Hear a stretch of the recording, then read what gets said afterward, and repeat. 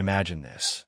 You're a shy kid from a tiny nowhere place with no money and no connections, but with a dream to be someone bigger. Now imagine you write a book that changes the lives of millions, from presidents to billionaires to everyday people like you and me. This isn't a movie script.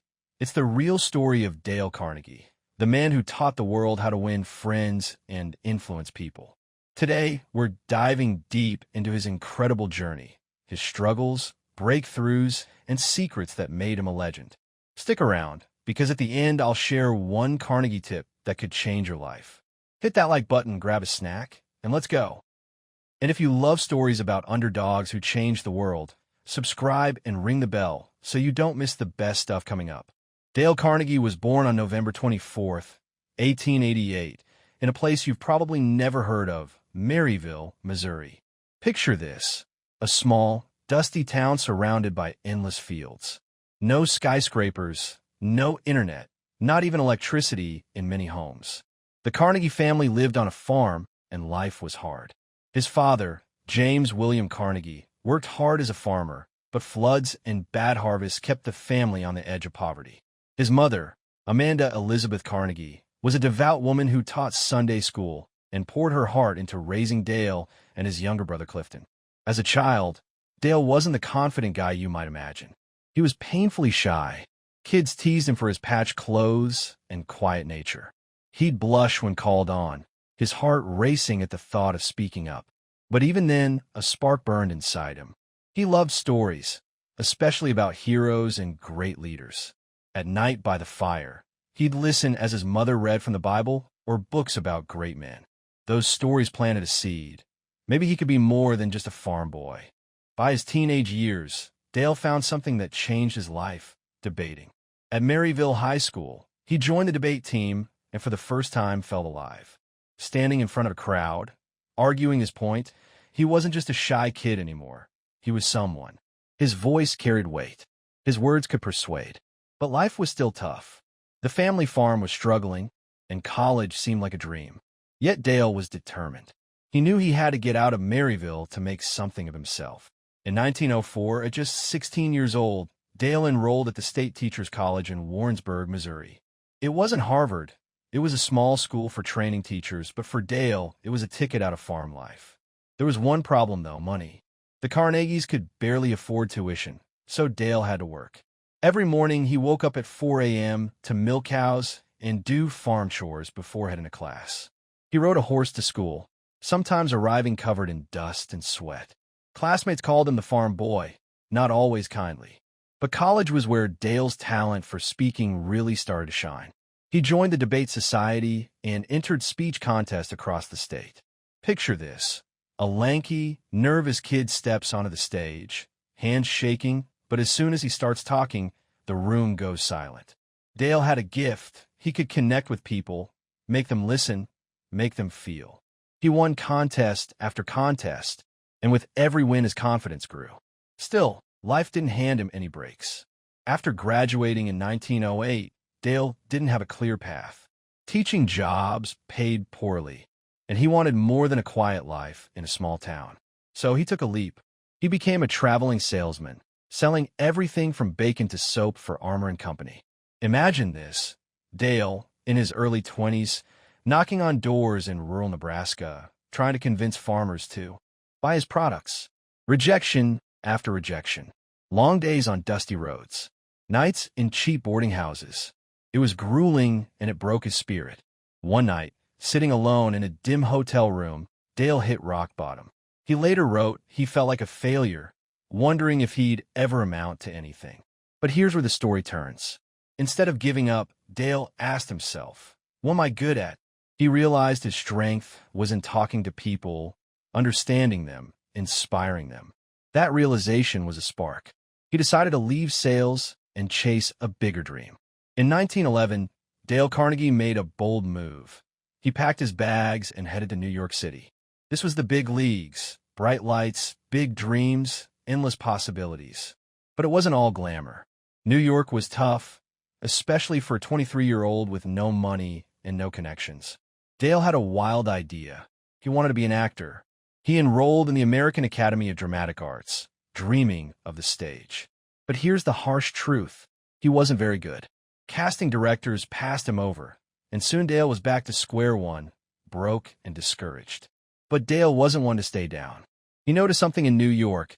People were hungry for confidence. Businessmen, clerks, even housewives, they all wanted to speak better, connect better, be better. Dale saw an opportunity. In 1912, he approached the YMCA in Harlem with a crazy idea. Let me teach a course on public speaking. The YMCA wasn't sure. Dale was a nobody, but they gave him a shot. That first class was a gamble. Dale had no formal training as a teacher, just his experience from college debates and a knack for connecting with people. He stood in front of a small group of nervous adults, some older than him, and started teaching them how to speak with confidence. He didn't just lecture, he made it fun. He had students tell personal stories, practice speeches, and even laugh at their mistakes. And you know what? It worked. Word spread, and soon his classes were packed. People weren't just learning to speak, they were learning to believe in themselves. Dale's teaching style was revolutionary for the time. He didn't just focus on technique, he focused on people. He'd say things like, "Smile. It's the easiest way to make someone like you." Or, "Make the other person feel important and do it sincerely." These weren't just tips for speaking, they were tips for living. His classes became a hit, and by the 1920s, Dale was teaching thousands across New York, Boston, and beyond. He was no longer the shy farm boy. He was becoming a star. By the 1930s, Dale Carnegie was a successful teacher, but he wanted to reach more people. The world was in chaos. The Great Depression had left millions jobless, hopeless, and lost. Dale saw a chance to make a difference. He started pouring his ideas into a book, one that would distill everything he'd learned about human connection, success, and happiness. In 1936, How to Win Friends and Influence People hit the shelves. And let me tell you, it was a game changer. This wasn't just a book, it was a lifeline. Dale didn't write in fancy language or preach from a pedestal. He wrote like he was talking to a friend, sharing simple, practical advice. Things like, don't criticize, condemn, or complain.